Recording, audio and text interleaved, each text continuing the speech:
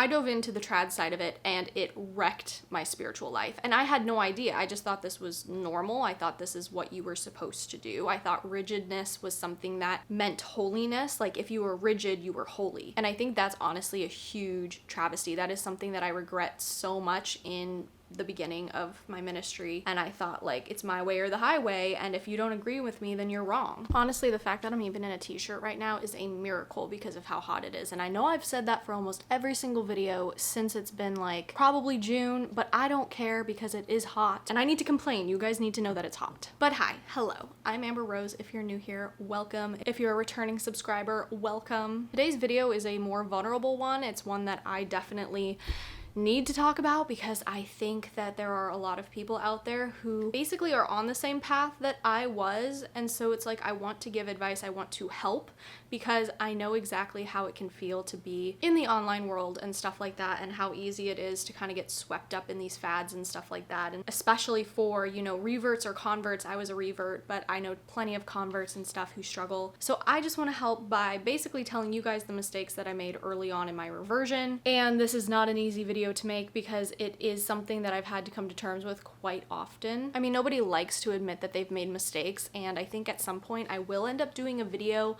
where I go back through my older videos and kind of talk about what viewpoints have changed, why I believe that at the time, what I believe now. So if you're interested in that video, let me know in the comments below. But for now, we're just gonna stick to the mistakes that I've made early on in my reversion. But before we get into that, I first wanna thank our sponsor, Gloria Patri. So I've been drinking Gloria Patri coffee for a while now, and honestly, this is the best Catholic coffee I've ever had. It's a Catholic-owned company out of Columbia, Tennessee. They do specialty grade coffee. They have light, medium, dark roasts. You can also get it pre-ground if you want, although we do prefer the whole bean. I'm usually a dark roast girly, especially when I'm making my iced coffees, because there's just this complex dark chocolate, cherry, nutty flavor to it. It's really hard to describe, but it's so good. But this company is not just selling coffee, they're raising money for Catholic ministries and religious communities. So if you want to try them, use code HIPPIE20 at gloriapatri.com. It gets you 20% off your first order. It's a great way to support the channel and my growing family, and you guys get coffee out of it. Huge thank you to Gloria Patri for sponsoring today's video. Let's get back into it. Okay, the first mistake that I made, and I don't have this in any specific order of like worst or best or whatever, but that is being too rigid. When I reverted, I had nobody whatsoever to show me the ropes, nobody who could point me in the right direction. Keep in mind that the pandemic was only a couple months after I reverted, so I was building some community in person, but then it just all got shut down and I was forced to basically go online for community. So I started diving into all the different Catholic YouTubers, all the different Catholic Twitter accounts, all the Instagram accounts, and at that time there weren't many. There were like a handful of them, but pre-2020 Catholic online space is not anything about like what it looks like today. Now there's an oversaturation of influencers and people trying to share their testimonies, but then there's the other side of it where people are trying to get clout and they're trying to grift and they're trying to get money and brand deals because they want fame or I don't know, whatever reason that they give. But pre-2020 Catholic internet was very different. And so because of that, the people who had the most following were like the trad Caths and borderline SSPX people, things like that. So I started diving headfirst into the trad movement, and I talked about this on my Patreon. If you guys want a great way to support the channel and my growing family, the Patreon is a great way to do that. You guys get exclusive videos, you guys get videos early, you get to vote on topics. I constantly ask you guys what topics you want me to, we have a group chat, like it's great. But anyway, I dove into the trad side of it and it wrecked my spiritual life, and I had no idea. I just thought this was normal. I thought this is what you were supposed to do. I thought rigidness was something that meant holiness. Like if you were rigid, you were holy.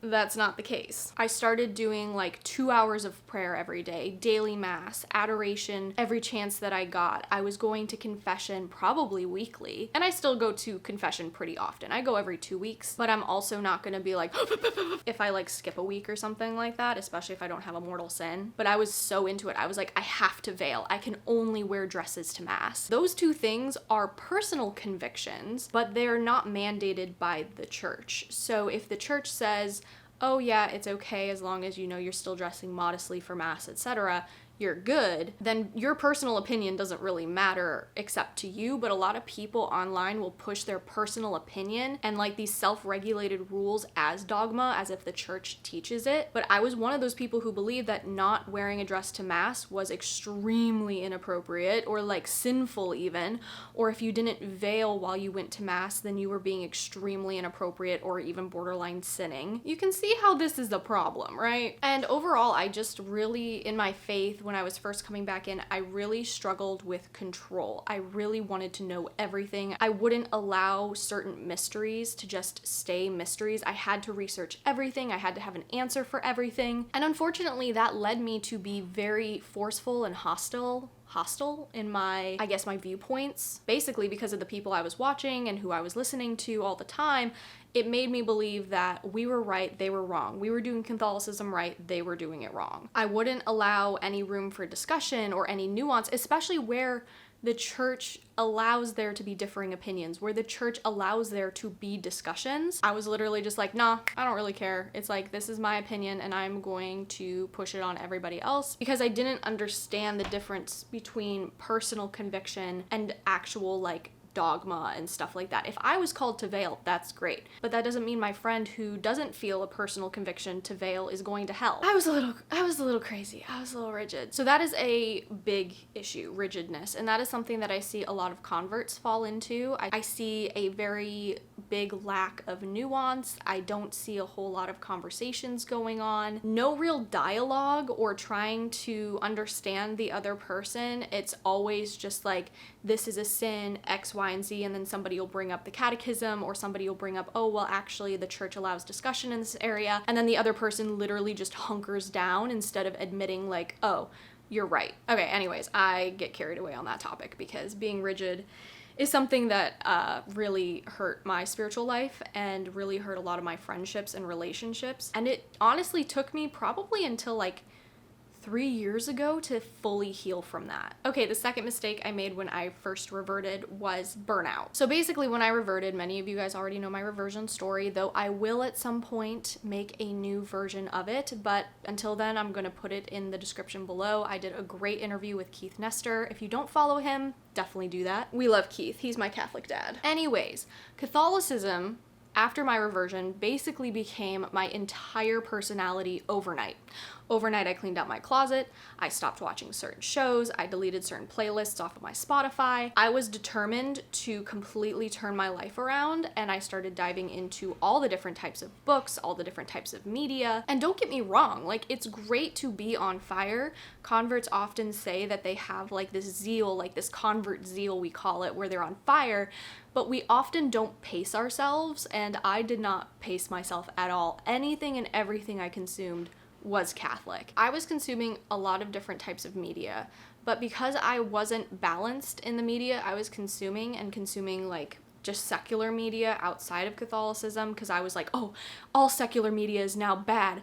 All secular TV shows and movies are now bad.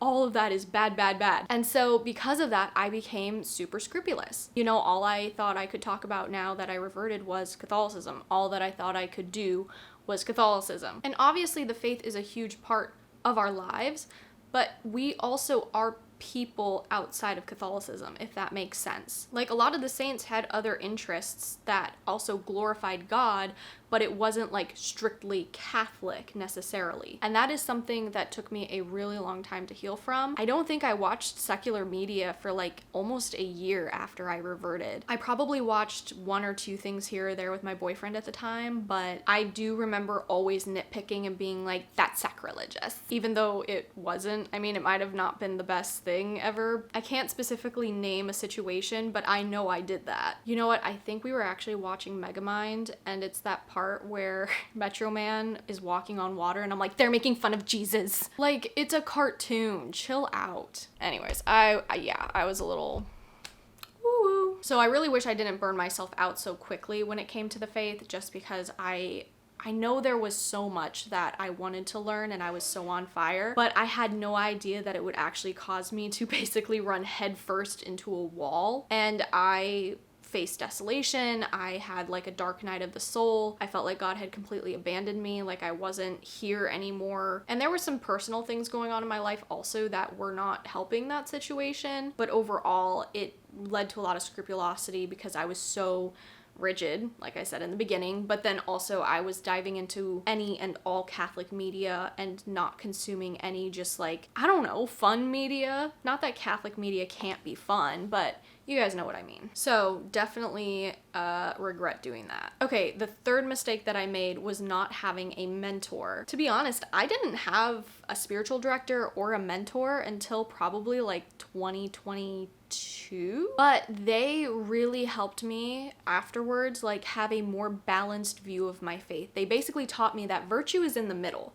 It's not in an extreme of one, you know, being lukewarm or whatever, or being super rigid.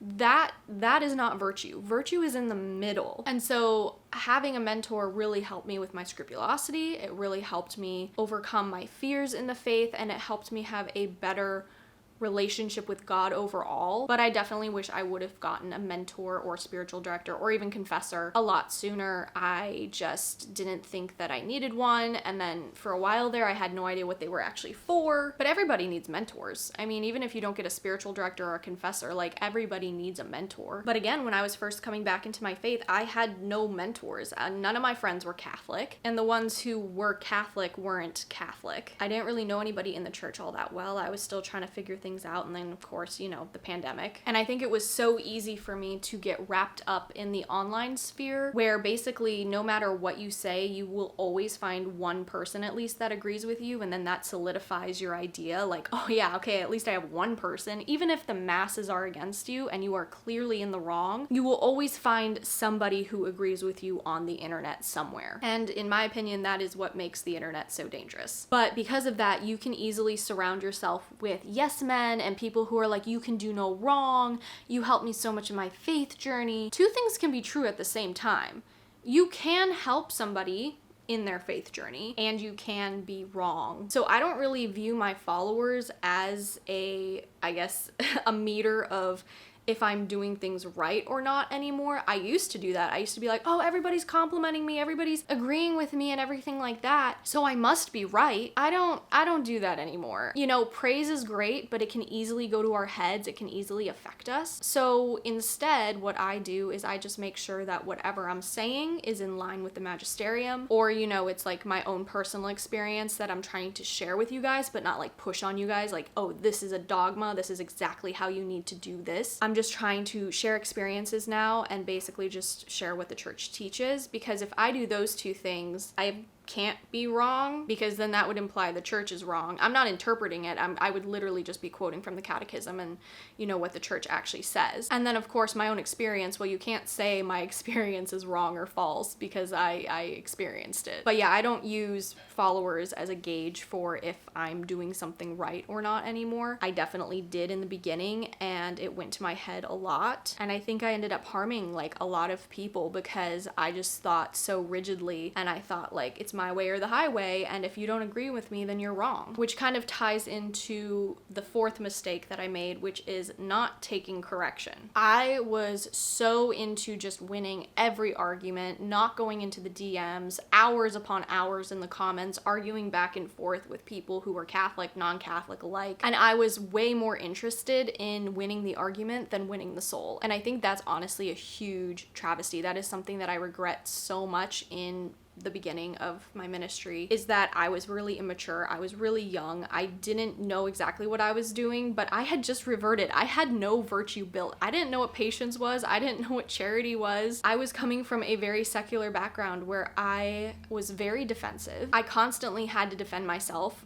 in my life because I was bullied constantly, and there were a lot of other issues going on at the time that I just don't feel comfortable talking about yet. But I genuinely just thought that being uncharitable was justified side because this person doesn't know what they're talking about. Like, they're so stupid. Clearly I'm in the right and they're in the wrong because they don't agree with what I'm saying. Very, very messed up. And this is another thing that I see a lot of converts and reverts do, and it's just something that we really can't be doing as Christians. We represent Christ and we represent his church. And that goes for whether we are online or whether we are offline. It does not matter. We need to take charitable approaches in every situation because it's always better for our soul to be charitable towards a person and basically assume the best intention than to automatically, jump to assumptions or to commit rash judgment. I don't know, just whatever it might be. Sometimes you do have to walk away from a conversation because they are just a troll and they're not interested in truth, and you just don't engage. You don't give those people your energy. You focus on the people who are genuinely searching for truth, who are genuinely asking questions and want to know more about the faith, even if they have some reservations about the faith or they ask you some hard questions. Always trying to get the conversation out of the comment section and into the DM so it's private. But yeah,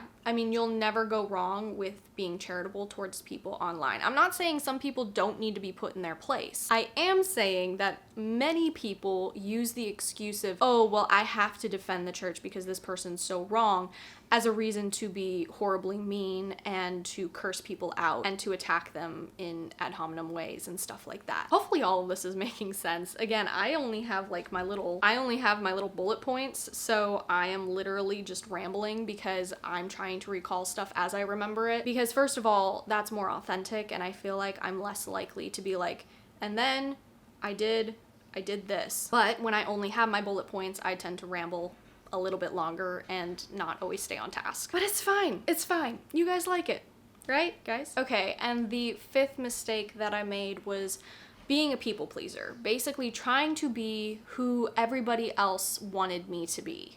From my content to all the things that I did early on in my ministry, when people saw I was gaining a very large following basically overnight, a lot of people were trying to push me in different directions that I didn't really feel comfortable in, but I just thought oh, well, this kind of makes sense for where I'm going and what I'm doing. But they'd be like, oh, act like this, be like this, talk about this because this is really trending right now and you have to jump on the bandwagon. And I didn't really feel comfortable with that. I kind of enjoyed taking my time making videos. I didn't want to jump on the algorithms or the bandwagons. I didn't want to make extremely stimulating content or AI slop content, which is what a lot of the creator space is made up of today. But because I was a people pleaser, I didn't have much of a spine, and so when people pushed me in a direction that I did not feel called to go in, I would just be like, okay, yeah, we can try that out, we'll see how it goes and see if I like it or not. And whether that was with content or merch or topics or talks or, oh my gosh, there were so many different things. It just wasn't me.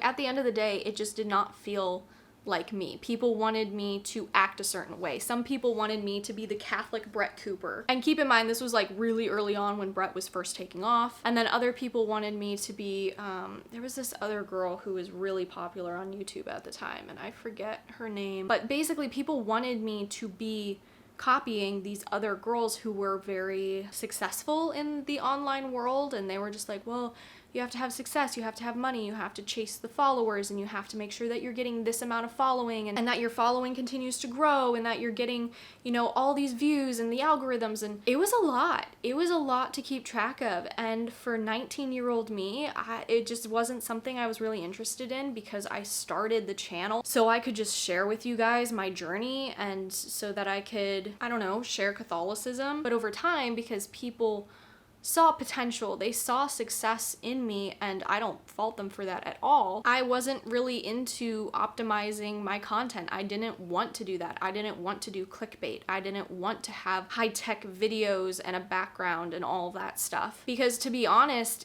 it was exhausting. It was exhausting trying to keep up. It was exhausting trying to live stream every day.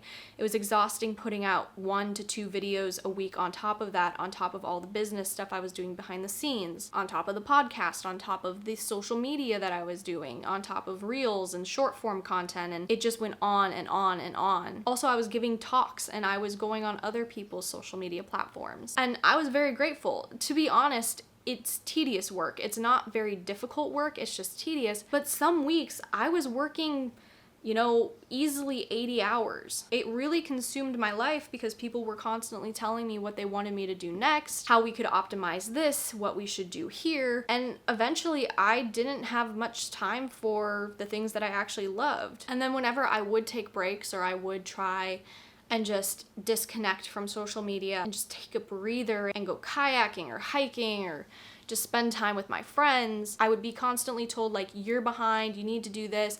And so it would just pile up even more. And it was very, very stressful. And eventually I had to have a long chat with people and be like, I can't be a people pleaser anymore. I can't do this anymore. Like, and honestly, it hasn't really been until recently that I've actually stepped up and been like, nope, we're done. I'm not a people pleaser anymore. I'm not doing that. I'm gonna do whatever the heck I wanna do, whether or not it feeds the algorithm, whether or not it's popular. I don't care anymore. I wanna yap. Okay, is that too much to ask? I don't care about highly optimizing your videos and 4K and making sure your audio is perfect and making sure that your script is catchy and making sure that you guys have hooks here and there.